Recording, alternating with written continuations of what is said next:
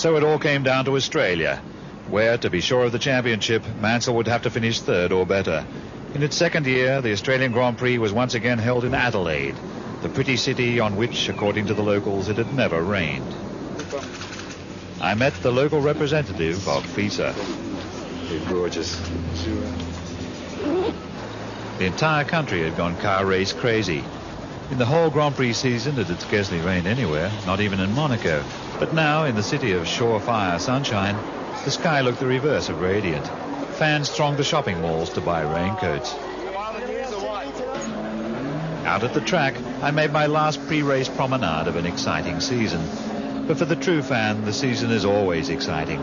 Whatever happens to the formula in Formula One, it's still number one. Once you have seen and heard the cars close up, you want to be there always. By now, I recognized almost every face. G'day, Australia! I wouldn't put any money on any of them. Piquet fell into an awed silence, having met someone who earns money even faster than he does. Sterling couldn't stay away either.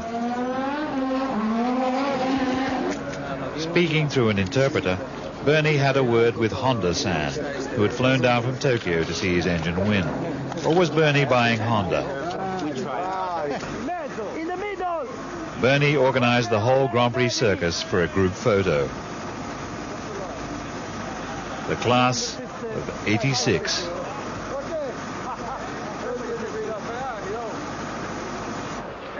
Rain fell before practice. The track started off very wet, as Senna discovered.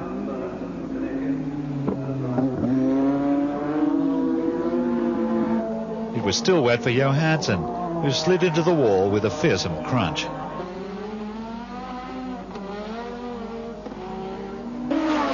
The track was starting to dry when Mansell clouted the wall, dislocating his rear suspension. The track was dry when Tombe went off it, but the grass verge was a quagmire.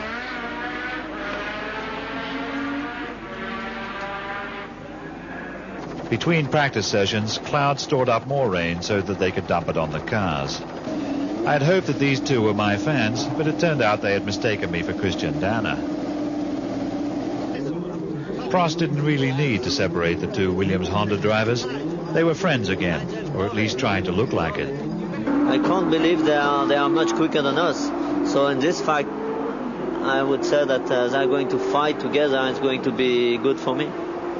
I'm delighted because, you couldn't have someone better next to you than your teammate, and he's got to win the race, so the last thing he'll be doing is sort of dicing at the first corner. It's 82-lap race, and, it's the 82nd lap that counts and not the first lap. Now I go try to push Mansell out and try to win the race.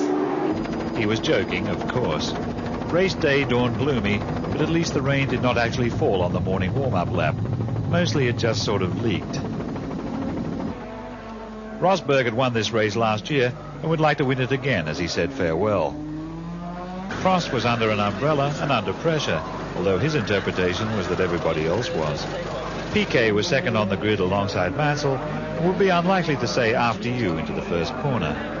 Pole sitter Mansell also had the burden of the British press to contend with.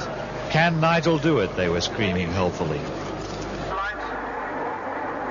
This time Mansell found first gear all right, but Senna got a flying start and bustled up behind him as he led the field into the first corner. Then Senna got past Mansell, with Piquet still third, although Rosberg was right on his tail. Next it was Piquet's turn to pass Mansell, who was content to ease off, since he was only racing for third place. But Rosberg, up from 7th place in half a lap, grabbed third place for himself.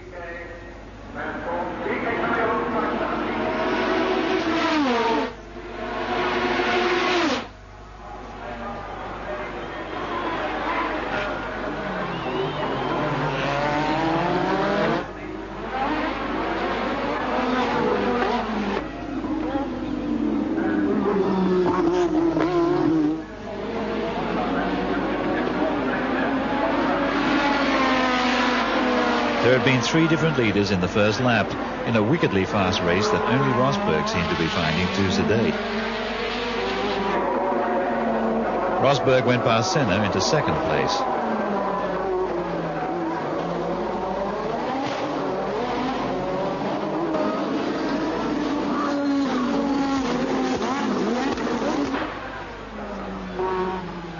Senna was going backwards, and Mansell went past him with no trouble into third spot.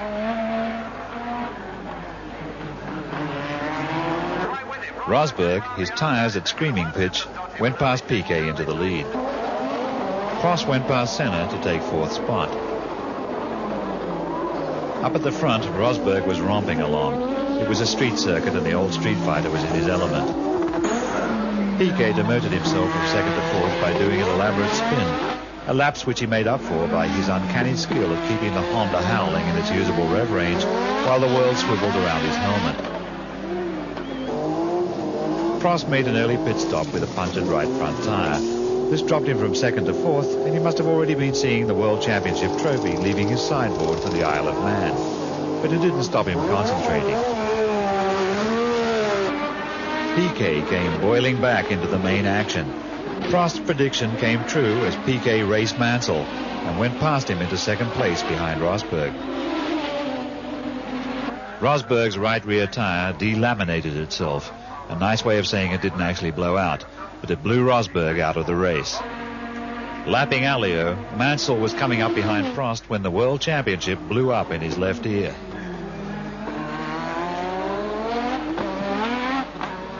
Mansell drove with consummate skill to escape death, a deliverance which made him feel lucky next day, but not today.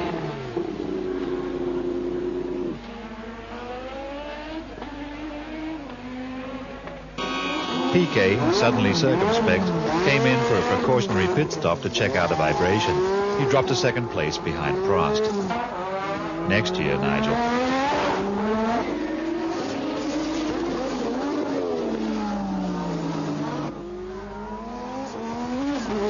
Prost won the race. Johansson had done well in his last trip for Ferrari. There were two British drivers on the board, but neither of them was called Nigel Mansell. Prost won his second World Championship by 2 points. Or, to put it another way, Mansell lost his first World Championship by 2 points. In the Constructors' Championship, Williams was well up on McLaren, so they had something to console themselves with. Prost, a generous man and a gentleman as well as a magical driver, in his moment of triumph paid tribute to Mansell in his moment of defeat. I cannot believe, it's fantastic. I knew that it was possible, I was always confident.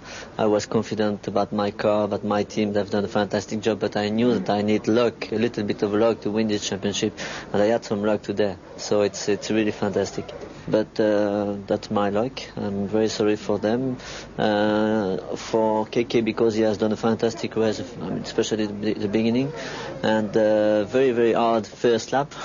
It was fantastic, and I knew that he could help me, so I was very confident. I was very pleased that he was leading the race, and also I'm very sorry for Nigel, because I know how it is to lose the championship as the last race, and I'm very, very sorry for him. It must be very hard.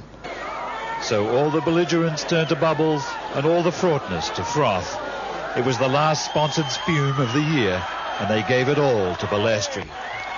And that was how it all came out. Once again, the best man had won. He also came second, third, and filled all the other places.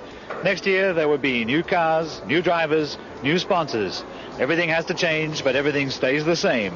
The race for the grand prize never stops.